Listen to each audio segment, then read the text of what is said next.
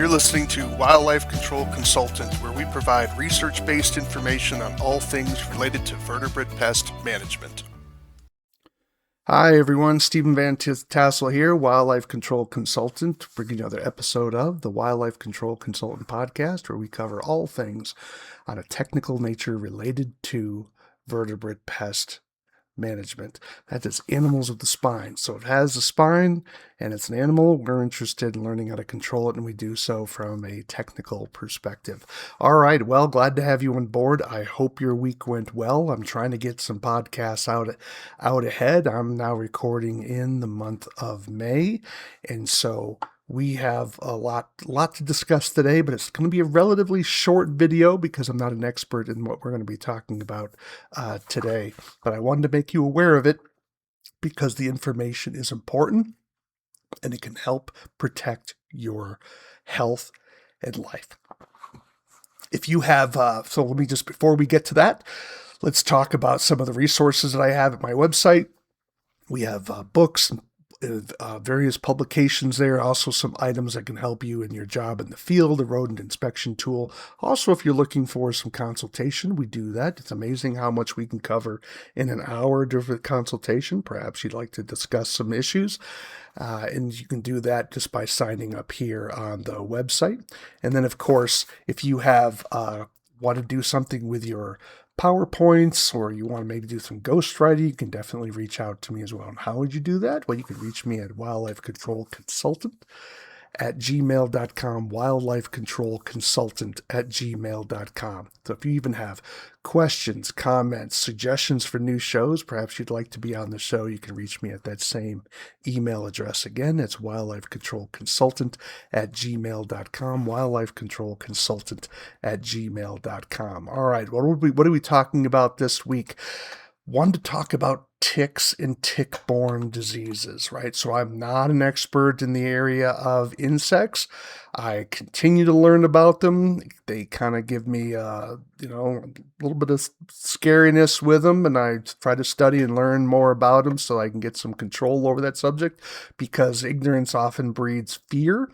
And so we want to make sure we understand some of this, but this may put a little bee in your bonnet, so to speak, when we talk about ticks, because it's May now when I'm recording and ticks are out. And I'm sure they're out in your part of the country if you're in the East Coast or in the upper Midwest and the Midwest South. So those are the hot zones for ticks. Of course, they occur elsewhere. And then recognize that ticks are on the march. They are expanding their range. For example, here in Montana, we now have the distinction of now having the black-legged tick being discovered a couple years ago, and then a sighting was reconfirmed, I believe, last year, if memory serves. So now you say, well, what's the black-legged tick? Well, the black-legged tick is associated with Lyme disease. So this is a concern, certainly for us, because I'm originally from the East Coast, and Lyme disease is thick in the Northeast, right? So it's and also the Midwest North, right?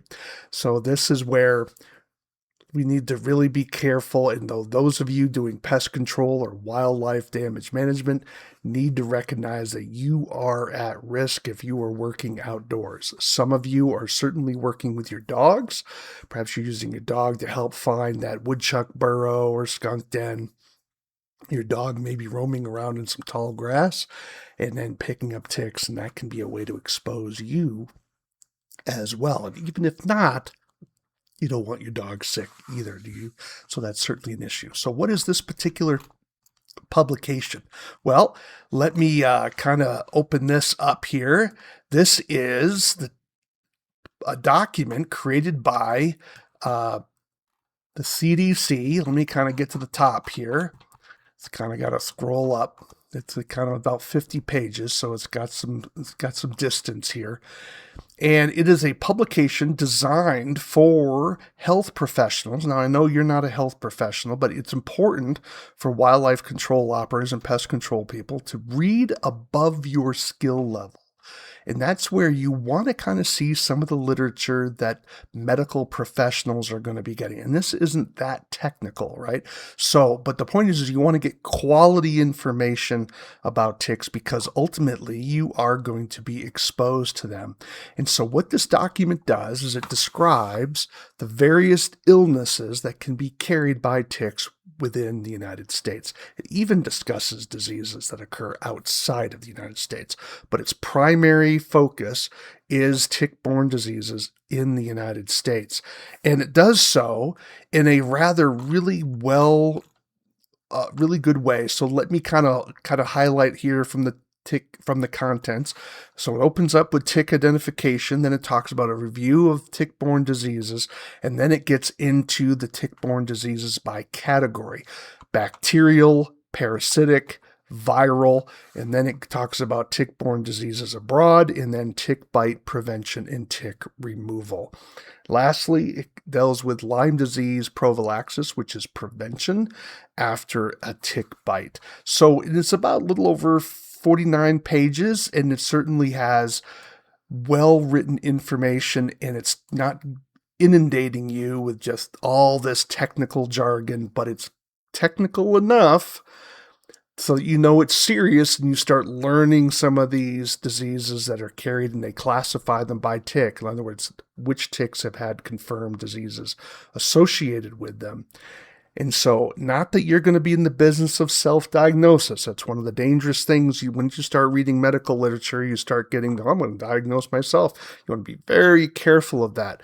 But you do want to be aware of certain illnesses because you want to be an active patient. You want to be a self-concerned patient, that you're not going to just be ignoring symptoms because you want to treat things early. And you also want to take it seriously that you're doing your tick checks, and that if you start getting certain symptoms, you might need to remind your doctor. Of course, you should be reminding your doctor, hey, I work with wildlife.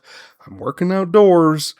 Could this be a tick-borne infection? Because a lot of these symptoms mirror other diseases, right? This is one of the challenges of zoonotics. So it's very hard to do differential diagnosis. That is, how do we separate the symptoms from one disease from the symptoms of another disease when they mirror each other so much?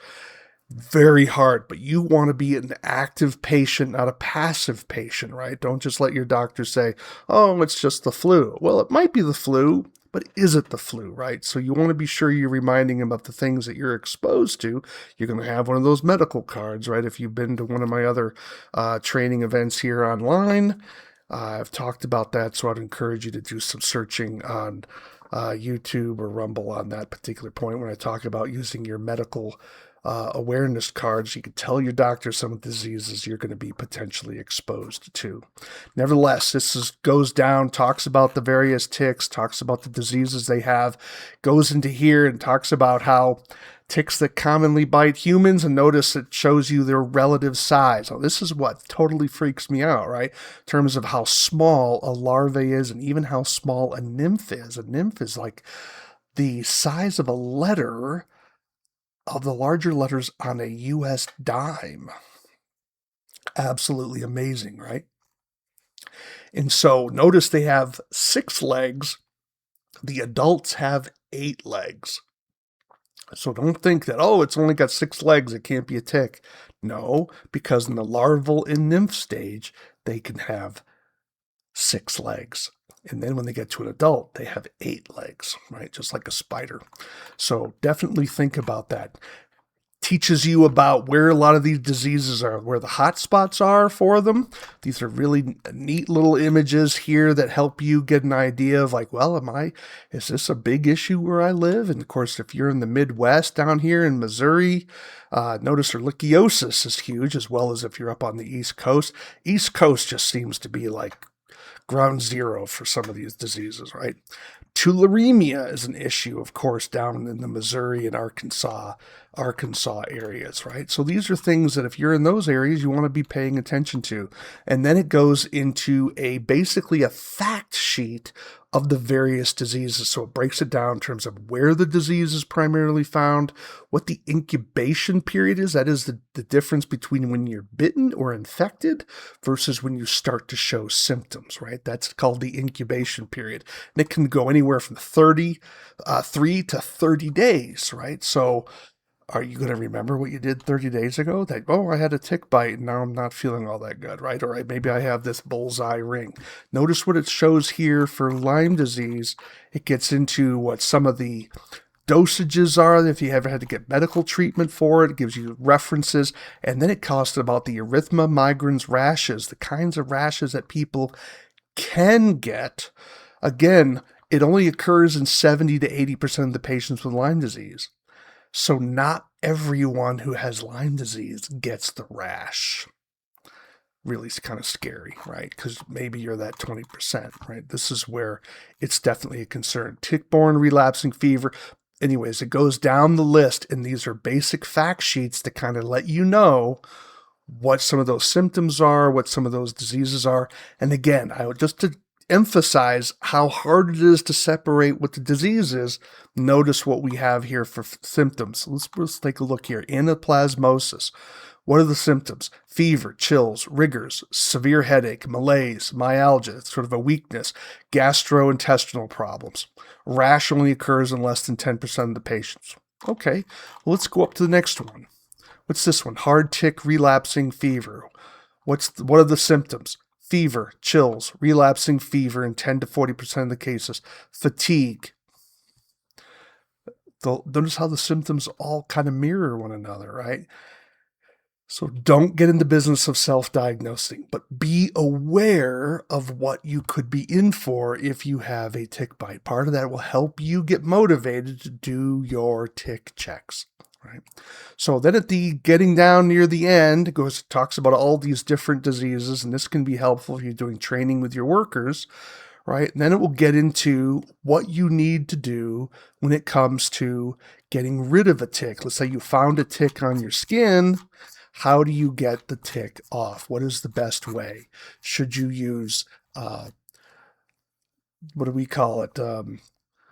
Nail polish? Should you use a hot needle? Things of that nature. And of course, the answer to that all is no. Do not do that, right? So don't use nail polish, petroleum jelly, or heat to make the tick detach from your skin. I've heard, it's not in this particular publication that I could tell, is that it makes the tick vomit up. And if you're not pulling the tick off your skin properly, you can potentially squeeze some of those stomach juices back inside of your skin where it can infect you. You don't want to be doing that. Why is it so important to learn how to remove a tick? Well, one is you don't want it to cause an infection like an embedded head or something, but also you don't want to squeeze the infection back from the tick into your skin that I've already mentioned. And third, the quicker you remove the tick, the greater your chances of not getting a transmitted disease if the tick carries a disease. So some diseases take 24, I think 48 hours for them to get into you if the tick has been embedded that long. So the faster you're able to get rid of it, the less likely a disease is going to transmit, right? And so this publication will kind of cover some of that for you. And then, of course, it talks about what to do if there is a Lyme disease, how to prevent Lyme disease after your tick bite. So these are certain things. Publication you can download. I don't call it free because nothing the government does is free. It's your taxes at work. I call it you don't have to pay for it again. So I'll put the link to this down into the description. And I just wanted to go over the publication name again to make sure you have it. Let me go down through it. I just got to get up to the top. I had to blow it up here so people could, so you could see it. Title of the publication is Tick-Borne Diseases of the United States. It's the 6th edition, last published in 2022, so it's still pretty up to date. You can either Google this on your own or just get the link out of the description. I have another publication for you.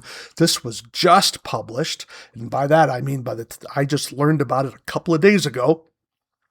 Because I got an email from Purdue University regarding this. And this is called hard ticks as a public health threat. Now, if you're not familiar with that particular term, hard ticks, ticks are divided into two categories. You have soft ticks, and then you have hard ticks. Most of the diseases that transmit to us are from the hard ticks. Soft ticks they're out there. There could be some transmission issues with some of them, but hard ticks are the ones that we're primarily encountering. So this one's just focusing on hard ticks of Indiana, right? So Purdue University is located in Indiana. You say, well, I'm not in Indiana. That's okay. The information contained in here is still going to be relevant for many of you out in tick land, right? And so you want to, and what this is written for, because it's an extension publication, this is written for the general public, where the publication we just covered from the CDC was written for health professionals. So it's going to be a little above our skill level, to be sure. This one is written perhaps below our skill level, but to the general public, because you're professionals, right? So you have certain knowledge about things, but it's still going to be very valuable to give you an awareness of how to prevent your encounter with ticks. And some of the photography in here is fantastic. So hard ticks as a public health threat. This is available for download on the basis of Purdue University is making this freely available, and we want to certainly give kudos to them for this. I'll provide the link for it below. But this is 60 pages as well, but it is outstanding in terms of photography. Just look at the breathtaking photography here. And I want to show you this image just to give you an idea. These are larval ticks on skin. So we saw an image of a larval tick compared to a dime in the CDC document. Now they're showing you a picture of what larval ticks look like on a human body. I don't know how this person... Oh, I would just go nuts with this, right? So this just kind of gives me the willies. But nevertheless, I'm really grateful for this particular photo, because it kind of gives you an idea of just how small some of these ticks can be. Now, there is an issue about larval. How infectious are they? I'll let you read the document for yourself, but just to kind of give you an idea that you need to really look over your body with a fine-tooth comb, proverbially speaking, to make sure you're not missing something, right? So these are larval, just showing you how small. There's a bunch of them here, how small they really are. And so I find this very helpful to really lock it in the kind of ways that you need to look for them. It almost looks like a bunch of fleas or something on your body. Talked about how to protect yourself, of course. Then the biology about ticks, what the ticks do, how they feed on us, why they're able to successfully feed on us, and then their life cycle. Look at the photography. Here's absolutely brilliant. Here's a tick female with eggs coming out of her. Here we have some engorged ticks, and then it talks about some of the key ticks of Indiana that are of medical importance to help you with a little bit of identification. All right, so I'm not an entomologist. I'm just going to let you make your own decisions about that. But being aware of what some of the ticks are that you're encountering can be helpful as well, particularly if you start feeling kind of poorly. You could tell the medical physician, hey, I was exposed, I think, to this kind of tick. Better yet, save the tick if you were bitten by it. Hold on to it. And then you can make sure you have a confirmation of your diagnosis of the tick, what type of tick it is. Questing. Here we have an example of a Lone Star tick. Different myths that we may believe. Again, this is written for the general public. And now how to protect yourself. They go into detail about the challenge of working in areas where you have this kind of wild area versus a cut growth area, like your lawn and the edges where the lawn meets wooded area, leaves, grassy areas, vegetation. If you're working along some of those areas, you are at risk of getting yourself exposed to a tick. And how easy is that? Some of you work with dogs, as I've already mentioned. Your dog is roaming around. Maybe he's looking for that woodchuck den, which is going to not necessarily be in the cut mowed grass area. Maybe it's just inside the wooded area there, and your dog's running in there showing you where it is. You walk in there as well, and all of a sudden the tick comes onto your clothing because it was questing, and then it crawls and takes some time, finds a place to embed itself into you. Did you do your tick check at the end of the day? Right? Are you wearing a repellent? Are you being conscious? Are you wearing light colored clothes? A lot of the clothes we wear in pest control tend to be dark, right? So they don't look dirty. Well, that's going to make it harder for you to see a tick on your body, right? It's on your clothing. So this is where it talks about how to prepare yourself, and just recognition is the first step of being aware. And then it talks about how to control ticks in your backyard.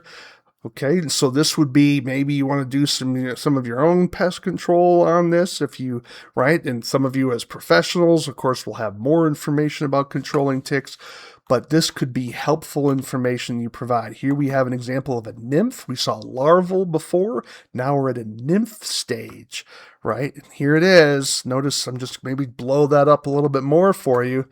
It looks like a little speck there on the man's hand, okay?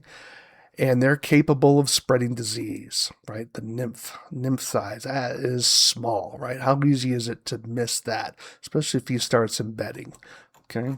So you want to talk about strategies, walk away weeds, remove them, firewood. I mean, I wouldn't have thought of firewood, right? And so play structures, grass height. These are all things that you want to be looking at. Does happen. Here we have some examples of some questing ticks and the importance of leaf litter, right? This is tick heaven through here. So you want to make sure you're careful around here, and it gives you specific strategies on how to do that. So if you're walking through this particular area, noting you're putting yourself at risk of exposure to ticks. And I think you'll find this to be rather helpful, easy read. Again, it's written for the general public, and it's beautifully illustrated. I really have kudos here for the photography choices and its selection here. And then it talks about some ways to manage that and find where ticks live and where people are contracting them. And so this is well done, as you would expect from Purdue University. So I hope you found this to be helpful. Again, it's probably going to be good to get a little bit scared about ticks. Talks about some control issues and how to deal with some of that. We need to be careful out there, and we want to be sure that you have what it takes to make sure you protect yourself, and that if you are exposed to a tick bite, what to do afterward, and so that you have those good conversations with your medical professional, and that you're doing some self-monitoring. Don't forget to do your tick checks. So these publications are going to be important for you to raise awareness, and these are publications where you can have some level of confidence because they exemplify some of the latest research and knowledge, like the state of what we know, that's useful for the public, right? It's not cutting edge. It's sort of established knowledge, right? But nevertheless, it's going to be helpful for you. And it's a good reminder that you need to be careful in your working outdoors, because ticks are a serious health threat to both the general public, but particularly those of you that are working in wooded, grassy areas and have maybe dogs that are going out into those areas as well. We want to keep you around, keep you healthy, keep you safe. All right. Well, I'm Stephen Van Tassel. You've been listening to the Wildlife Control Consultant Podcast, where we've kind of got off script here a little bit and talked a little about a threat to us while we're working to manage vertebrate pests. That is some of those ectoparasites, or which ticks are, that can pose a threat to us by transmitting a lot of little nasty diseases to us. So be careful out there. If you have questions, comments, thoughts about our show, I hope to hear from you. You can reach me at wildlifecontrolconsultant@gmail.com, wildlifecontrolconsultant@gmail.com. Would love to hear from you. Until next time, take care, everyone. This is the disclaimer for Wildlife Control Consultant Podcast. Vertebrate pest control is an inherently dangerous activity involving risk of bodily injury to you, others, and/or property. Vertebrate pest control also involves legal issues, so be sure to always follow national, state, provincial, and local laws when using pesticides and/or other control methods when controlling pests. Wildlife Control Consultant LLC, Stephen M. Van Tassel, or their affiliates are not responsible for your use of the information provided here. Always consult a qualified and appropriate professional before employing the information provided here.